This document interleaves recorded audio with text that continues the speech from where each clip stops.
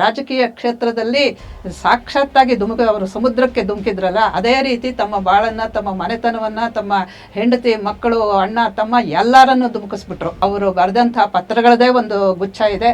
ಒಟ್ಟು ಸಾವರ್ಕರ್ ಸಾಹಿತ್ಯ ಅಂತ 10 ಸಂಪುಟಗಳಲ್ಲಿ ಸಿಗುತ್ತೆ ನಮಗೆ.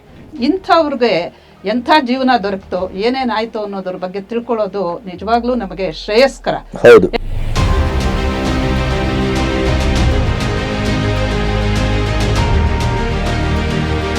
ನಮ್ಮಲ್ಲಿ ಮಹಾತ್ಮ ಗಿರಿ, ಆ ಗಿರಿ, ಈ ಗಿರಿ ಎಲ್ಲ ಈ ಸ್ವತಂತ್ರ ಭಾರತದಲ್ಲಿ ನೋಡ್ತಾ ಇದ್ದೇವಲ್ಲ, ಅದೆಲ್ಲ ಸ್ವಘೋಷಿತ. ಬೇರೆ ಯಾರೋ ಸಾಧಾರಣವಾದಂತಹ ಒಬ್ಬ ವ್ಯಕ್ತಿ ಶ್ರೀರಾಮಚಂದ್ರನನ್ನು ಕುರಿತು ರಾಮಾಯಣದಂತಹ ಮಹಾಕಾವ್ಯವನ್ನು ಬರೆಯೋದಕ್ಕೆ ಸಾಧ್ಯವಿಲ್ಲ. ಆಮೇಲೆ ಹೆಂಗಸರ ಮೇಲೆ ಅತ್ಯಾಚಾರ ಮಾಡ್ತಾ ಇದ್ರಂತೆ, ಅದರ ಜೊತೆಗೆ ಇದ್ದಿದ್ದನ್ನೆಲ್ಲ ಹೊರಗಡೆ ಎತ್ತಾಕೋದು, ಎಲ್ಲ ಹೊರಗಡೆ ಹೋಗಿ ಅಂತ. ಪ್ಲೇಗ್ ಬಂದರೆ ಅಲ್ಲಿರೋದಕ್ಕೆ ಬಿಡೋದಿಲ್ವಲ್ಲ. ಆಮೇಲೆ ಶತ್ರುಗಳು ತುಂಬ ಒಳ್ಳೆಯವರಾಗಿರ್ತಾರ, ಅವರು ನಮ್ಮನ್ನು ಹೊಡಿಬೋದು, ನಾವು ಅವರನ್ನು ಹೊಡಿಬಾರ್ದ, ಹೀಗೆಲ್ಲ ಮನೆಯಲ್ಲಿ ತುಂಬ ಯೋಚನೆ ಮಾಡ್ಕೋತಾ ಇತ್ತು ಈ ಹುಡುಗ. ಛತ್ರಪತಿ ಶಿವಾಜಿ ಆದಮೇಲೆ ಹೇಗೆ ಸಾಹಸಕ್ಕೆ ಒಂದು ಹೆಸರು ಕೊಡ್ತಾರೋ ಹಾಗೆ ಕವಿಗಳಲ್ಲೂ ಕೂಡ ಅಗ್ರಗಣ್ಯರು.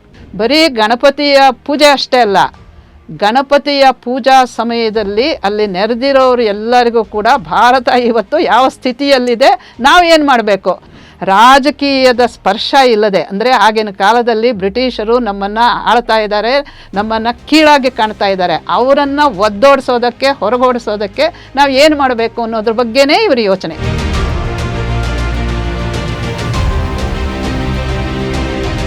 ಅದು ಕಿಡಿಯಾಗಿ ಹೇಗೆ ಬೆಳೀತಾ ಬಂತು ಅನ್ನೋದನ್ನು ಎಲ್ಲರೂ ನೋಡಿದ್ದಾರೆ. ಅಲ್ಲಿ ಮನೆ ಮಾತಾಗಿದೆ. ಈ ಸಂಸ್ಕೃತ ಓದ್ದವರು ತುಂಬ ಹೆಚ್ಚಾಗಿ ಈ ಸ್ವಾತಂತ್ರ್ಯಕ್ಕೋಸ್ಕರ ಪರಿತಪಿಸ್ತಾ ಇದ್ರು.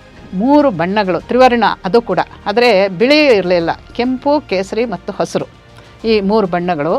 ಮಧ್ಯದಲ್ಲಿ ಒಂದೇ ಮಾತರಂ ಅಂತ ನಾಗರಿ ಲಿಪಿನಲ್ಲಿ ಬರೆದಿರುವಂಥದ್ದು.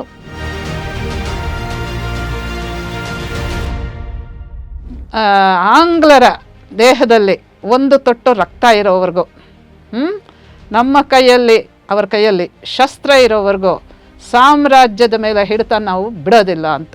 ನನ್ನ ಬರ್ತ್ ರೈಟ್, ಸ್ವರಾಜ್ಯ ಇಸ್ ಮೈ ಬರ್ತ್ ರೈಟ್ ಅಂತ ಹೇಳಿದ್ದಂದರೆ ಅವರೇ ಅಲ್ವಾ.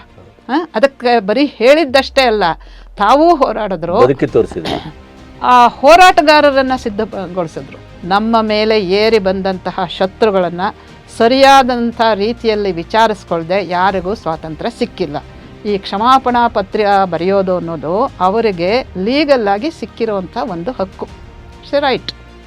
ಏನಾದರೂ ಆಕ್ರಮಣ ನಡೆದರೆ ಅದನ್ನು ತಡ್ಕೊಳ್ಳೋದಕ್ಕೆ, ಯುದ್ಧ ಮಾಡೋದಕ್ಕೆ ಸೇನೆಯಲ್ಲಿದೆ ಅಂತ ಕೇಳ್ತಾ ಇದೆ. ಯಾಕೆಂದರೆ ಆಗಿದ್ದಿದ್ದವರೆಲ್ಲ 3/4 ಜನ ಒಂದು ಬ್ರಿಟಿಷರಿದ್ದರು, ಬ್ರಿಟಿಷರ ಕೈ ಕೆಳಗೆ ಇವರಿದ್ದರು.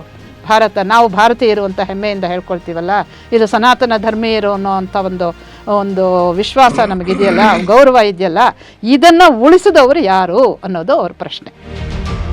ಈಗ ಅವ್ರು ಹೇಳ್ಕೊತಾರೆ ನಾವು ಮುಸ್ಲಿಮರು ಅಂತ, ಅದಕ್ಕೆ ಅವರು ಡೆಫಿನೇಷನ್, ಕುರಾನಲ್ಲಿ ನಂಬಿಕೆ ಇರೋರೆಲ್ಲ ಮುಸ್ಲಿಮರು ಹೀಗೆ ಹೇಳ್ಕೊತಾರೆ. ಈಗ ನಮ್ಮಲ್ಲಿ ಹಾಗೆ ಹೇಳೋಕ್ಕಾಗತ್ತಾ? ನಮ್ಮಲ್ಲಿ ಎಷ್ಟು ಪಂಥಗಳಿದೆ, ಎಷ್ಟು ಪಂಗಡಗಳಿದೆ. ಭಾರತ ಬ್ರಿಟಿಷರನ್ನು ತೊಲಗಿಸಬೇಕು ಅಂತ ಹೇಳ್ಬಿಟ್ಟು ಅವರು ಮಾಡಿದಂತಹ ಸೇನಾ ಕ್ರಾಂತಿ ಇದೆಯಲ್ಲ, ಅದು ಮುಗಿದು ಹೋದ್ಮೇಲೆ ಆ ಸೇನೆಯಲ್ಲಿದ್ದಂಥ ಜನವನ್ನು ತಮ್ಮವರು ಅಂತ ಸೇರಿಸ್ಕೊಳ್ಳಿಲ್ಲ, ಪಾಕಿಸ್ತಾನ ಸೇರಿಸ್ಕೊಂತು ಅವ್ರ ಕಡೆಯವ್ರನ್ನ. ಆಮೇಲೆ ನಿಮ್ಮನ್ನು ಇಲ್ಲಿವರೆಗೂ ಇಷ್ಟರ ಮಟ್ಟಿಗೆ ತಂದಿಟ್ಟಿದ್ದಾರಲ್ಲ ಇತಿಹಾಸ ಪುರುಷರು, ಅವರನ್ನು ಸ್ಮರಿಸ್ಕೊಳ್ಳೋದು ಇದೊಂದು ಪಿತೃಋಣ ಅಲ್ವೇ?